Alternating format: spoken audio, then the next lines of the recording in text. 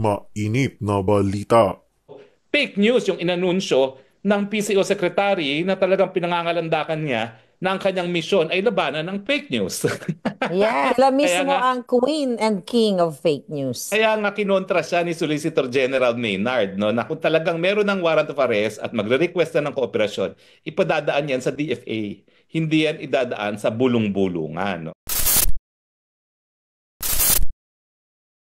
Department of Justice at Solicitor General binasag ang katahimikan hinggil sa pinapakalat na issue ng Presidential Communications Office patungkol nga raw sa warrant of arrest na inilabas ng International Criminal Court o ICC laban kay dating Pangulong Duterte. Nagulanta nga ang lahat sa balitang aarestohin na daw ng ICC si dating Pangulong Duterte. Sa isang hindi pa malinaw na balita ay umugong na lang ang mga usap-usapan na nag-issue na raw ng warrant noong March 8 ang International Criminal Court, ngunit katakatakang hindi man lang ito inanunsyo. Bigla na lang sumabog ang balita sa mainstream media at pinalabas na di umano'y naghahanda na ang mga kapulisan ng bansa para umalalay di umano sa nasabing pag-aresto. Ayon nga sa Presidential Communications Office ay meron na daw silang nakuhang impormasyon na naglabas na ng warrant ang ICC, ngunit hindi pa kumpirmado dahil nga wala pa silang kopyang natatanggap, pero handa na daw di umano ang gobyerno kung sakaling mangyari man. Nilinaw naman ito ni Solicitor General Menardo Guevara at di umano ayon pa sa kanya ay wala pang natatanggap ang Administrasyong Marcos na anumang abiso o pakikipag-ugnayan mula sa ICC patungkol sa nasabing pag-aresto. Ganito din ang naging pahayag ng Department of Justice sa isang panayam kay DOJ spokesperson Attorney Miko Clavano, at sinabi nga na dahil hindi na miyembro ang bansa sa International Criminal Court ay maaaring hindi na raw dumaan sa regular na proseso ang ICC, ngunit katulad ng binanggit ng Solgen ay wala pa din silang formal na abisong natatanggap. Kinundi na nga ng taong bayan, lalo na ng mga taga-suporta ng dating Pangulo, ang mga bagong tagapagsalita ng Presidential Communications Office dahil nga sa kanilang sinabi na lalabanan di umano ang fake news dito sa bansa, ngunit tila sila din yata ang nagpapakalat ng maling impormasyon. Kanina nag-start ako no bago ka dumating. Oo. Yung ating mga kababayan na sinasabi nila may mga nakikita silang mga kapulisan at medyo high alert yung security or mga police sa Davao City. So ang iba syempre nagwo-worry sila baka daw totoo itong chismis ng ICC warrant of arrest ng Bangag administration. Ano ba ang naulindigan mo, spokes, patungkol dito? Alam mo, tinignan ko ngayon ng Facebook. Abay, ito palang Secretary J. Ruiz ng PCO, siya ang nag-anunsyo na narinig daw niya na meron ng warrant of arrest galing sa ICC. Alam mo, ang dami na komento kasama doon si dating NSA, Claire Carlos. Ang sabi niya, ano ba naman itong opisyalis na ito? Bakit siya nag-aanunsyo base sa I heard, no? Alam mo, hapon, nagkausap kami ni Tatay Digong, tumawag, no? At ang sabi niya, totoo kaya itong warrant of arrest na ito? Sabi ko, alam niyo, Mr. President, Mayor pala, dahil ayaw niya tinatawag ni Mr. President, Mayor, ang tingin ko, hindi totoo yan. Dahil si Trump, na-freeze na niya ang mga bank account, pati yung SWIFT account ng ICC. Ano ba yung SWIFT? Yan yung ginagamit kung ikaw ay maglilipat ng pera. Ang pondo naman ng ICC nanggagaling sa mga miyembro, no? Kapag frozen ng SWIFT, hindi na siya pwedeng gamitin. Ibig sabihin, wala nang pondong makakapasok sa ICC. At ito yung dahilan na nung inaasahan nga ng korte na mag-freeze order itong si Trump, nagpasweldo siya ng 3 months advance dahil nga baka mawala ng sweldo yung mga tao sa ICC.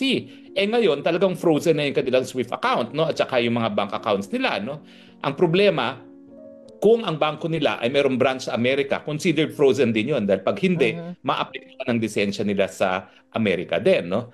At syempre, yung SWIFT nga ang pinaka-importante dahil ginagamit yan para yung mga contribution ng mga membro makapasok sa ICC, kakasimula lang ng taon. Ibig sabihin, yung mga contribution ng mga ibang bansa, hindi na nakakapasok. So, ang sabi ko, baka wala po talagang katotohanan yan. Pangalawa, ang ICC hindi naman sinisikreto kapag meron ng warrant of arrest. Inaanunsyo yan sa webpage at saka sa media. Ina-announce nila sa buong daigdig. Nung siya nag-issue ng warrant of arrest laban kay Putin, inaanunsyo yan sa daigdig. Yung siya nag-issue ng warrant of arrest laban kay Netanyahu, in-announce yan sa buong daigdig. At hindi naman dumadaan yan sa bulong-bulungan. So Bulong, sabi ko, chismis. hindi po totoo yan.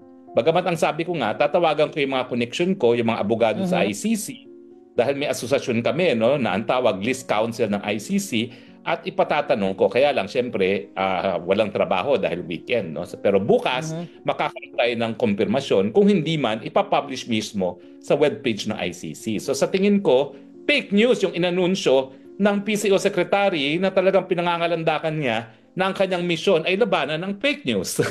Yes. Sila Kaya mismo nga, ang queen and king of fake news. Kaya nga kinontra siya ni Solicitor General Maynard, no, na kung talagang meron ng warrant of arrest at magre-request na ng kooperasyon, ipadadaan yan sa DFA. Hindi yan idadaan sa bulong-bulungan. No? So yun ang sinabi ko kay Presidente Duterte kahapon. Sa tingin ko, walang katotohanan yan. Pero alam mo, nakakuha din tayo ng mga reports, hindi lang verified. Ulitin ko po, hindi pa po verified. Pero sabi-sabi, baka daw merong lokal na warrant of arrest para sa incitement to sedition. Dahil ito palang si Torre, nagsampa ng kaso parang 2 months ago for incitement to sedition laban kay Presidente Duterte.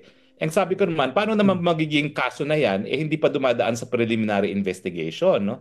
Pero ang katotohanan, talaga namang may mga pictures akong nakuha, hindi ko pa pala napapadala sa iyo, Mother Dragon, na talagang sa Davao, sa NEA, sa Clark, ang daming pulis. Ngayon, papadala ko ngayon, Mother Dragon sa iyo. No? Kasi ang problema, ipoteki, hindi ko kayang i-upload ito mga picture Later. nila. Baka pwede Pero ipakita sana. papadala ko sa iyo in the course habang tayo ay nag-town hall. Yeah. May 3 ligawan ako para mapakita ko ano yung sitwasyon. Mukhang sa Davao itong sitwasyon nito. Pictures. Hindi kasi ako sigurado kung nagdiretsong flight si Presidente from Davao to Hong Kong. Kasi meron yan may Cathay Pacific flight yan na Davao to diretso Hong Kong. from Okay. Davao to Hong Kong, no? At ang alam ko nga 1.5 hours din lang 'yan, no? From Davao to Hong Kong. At sabi nga niya kanina, equidistant lang ang Davao sa Hong Kong, no? So, titignan natin kung anong mangyayari. Bukas naman, Lunes, lalabas at lalabas ang katotohanan. Pero may problema talaga itong si Secretary Ruiz kung walang ICC warrant. Naku, bukod pa dun sa kanyang issue, dun sa kanyang 200 million na kontrata na di umano ay hindi ba naman daw siya, nag-divest naman daw siya, pero lumalabas naman na siya talaga ay authorized representative ng kumpanya sa bidding na yan, paano pa siya magiging kalaban ng fake news na siya mismo talagang nagsalita sa media. We heard that the ICC warrant of arrest has been issued and we will cooperate, no? Sabi ko, ano na yan? At ito ay pawang speculation at chismis. At Presidential Communication Secretary ka. Dito mo makikita, folks, no, na talagang palpak itong gobyernong ito. Walang proper coordination. Kasi kung totoong meron o wala, di ba? Dapat coordinated sila, collaborated sila, di ba? From the DFA or DOJ, lahat, di ba? Oy, may warrant of arrest. Hindi ka pwedeng magbibitaw lang, I heard na ganito, na ganyan. So, patunay na ang nilalabanan ni J. Ruiz at ng Bangag Administration ay mga sarili nila. Dahil sila ang tunay na nagpapakalit ng fake news. Bukod pa dyan, no, yan yung merito, no? Talagang hindi ko maisip kung paano magkakaroon ng warrant of arrest kasi umalis na tayo sa pagiging miyembro ng ICC. So paano ngayon sila mag-issue ng warrant of arrest wala na silang jurisdiction sa Pilipinas? Nakasaad kasi doon sa tratado na bumuo ng ICC, pwede kang umalis dahil hindi naman sapilitan ng pagiging miyembro dyan. Kaya lang, yung obligasyon mo makipagtumulungan hanggang 1 taon matapos na diniposito mo yung instrument of withdrawal mo, no? Anong nangyari dito? Nagsimula ng investigasyon yung prosecutor ng ICC sa 2nd taon. Paso na yung 1 taon matapos tayong umalis sa ICC. So talagang wala ng jurisdiction, no? Now, nagkaroon talaga ng desisyon ng appeals sa chamber dyan at yung chairman ng tribunal, kasama yung isa pa niyang kasama, ay naging minority sila. Ang butuhan is 2-3. 2-3 na wala ng jurisdiction ICC, 3 may jurisdiction. Pero sabi nung tatlo, itong desisyon namin ay hindi ito desisyon ng jurisdiction. So, bagamat sinabi na nung 2 dissenters, kasama yung chairman na wala ng jurisdiction ng ICC, sabi nung tatlo na dapat magpatuloy ang kaso, hindi ito desisyon on jurisdiction. So, sa tamang panahon, at yun nga yung pag-issue ng warrant of arrest, ay pwedeng ilabas yan ng mga nasasakdal na wala ng jurisdiction ang hukuman. At gaya naman ang plano talaga ni Presidente Duterte. May mga plano siya sa Pilipinas, may mga plano siya sa ICC mismo. Yes, kaya naman talagang tuloy-tuloy ang paglab. Actually, tayo yung mga lumalaban sa fake news nila . Hindi sila Oo nga. lumalaban sa ating mga vloggers. Nilalabanan natin ang kanilang ang fake news ng administration sa patuloy na pagpakalat ng kasinungalingan.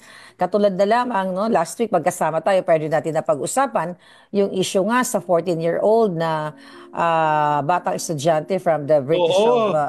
Dos Mariosep. Oo. International School. 'Di ba? Ang sabi, sabi ni Remulla, nagkaroon ng hot pursuit noong Feb 25, pero mismo ang Bidang-bida. bidang-bida. Ang anti-kidnapping group head ay sinabi na walang nagana. I mean, hindi nila talagang na-rescue through hot pursuit itong bata, itong 14-year-old na pinutulan ng hinliliit. So, ang daming fake news, then spokes, yung pinakabagong-bago, yung bridge sa Isabela, di ba? Nagpaka-engineer. Ang Oo, batang. nag-engineer siya. Structural design. Hindi naman lang siya nag-graduate ng college. Paano naman alam nyo na structural design ang problema dyan? No? Hindi ko maintindihan. Dapat siguro kumuha muna siya nung basic na BA. No? Dahil minimum naman yan, di ba? Wala naman siyang dahilan para hindi matapos. Di naman sa dahil kulang siya sa pera. Sandamukan ang ninakaw ng kanyang pamilya. Yan naman ay sinabi na ng mga hukuman. Hindi po yan fake news. Desisyon yan sa Switzerland, desisyon yan sa Hawaii, desisyon yan ng Philippine Supreme Court. Magnanakaw talaga yung pamilya niya, no? Pero, so hindi niya pwedeng sabihin na wala siyang pagkakataon matapos ng kanyang pag-aaral. Talagang bisyo ang naging dahilan. Kaya hindi natapos ang pag-aaral at ngayon ay nagpapanggap na enhinero. Diba? Yes. Sabi nga ni Well, anyway, Ivana Javier, diversion of issues lang yan. Iwas sa budget issues at sa buy scam. Tama, yun nga ang ating opinion dito. So, at yan ang pag-uusapan natin ngayon, no? Yung Korte Suprema bilang talagang huling puntahan ng ating mga mamamayan para maprotektahan ang ating demokrasya. At merong mga importanteng mga nakabinbin ngayon, no? Maharlika, dyan sa Korte Suprema. Unang-una dyan sa budget. Alam na natin yung kaso ni Congressman Ungab at ni Senator Vic Rodriguez, no? Na nagsasabi na walang pirma ang committee report and therefore yung GAA na merong pirma ay dapat labag sa saligang batas dahil dapat nakabase yung GAA doon mismo sa bicameral report, no? Na kumbaga yung bicameral report, ito na yung pinagtugmang bersyon ng budget version ng Kamara at ng Senado. Kaya nga yun yung inaprubahan ng bicameral committee.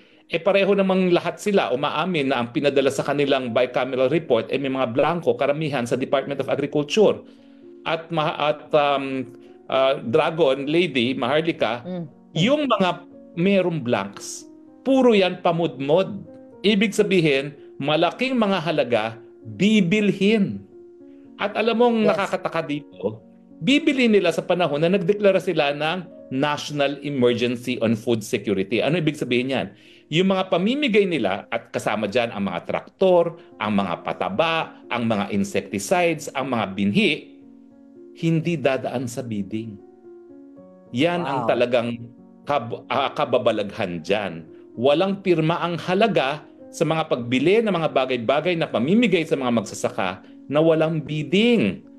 Kung naalala mo yung fertilizer scam, yun, maliit na halaga lang yun, couple of hundred of billions lang yun. Pero ang pinagbibili, mga liquid fertilizer na para sa dapo na pinamimigay di umano sa mga magsasaka ng palay. Tapos, marami pang delivery, no?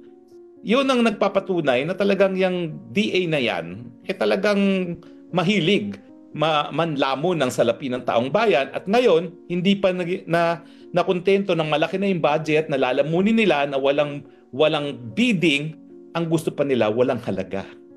Yeah. Diba? Nakakabang.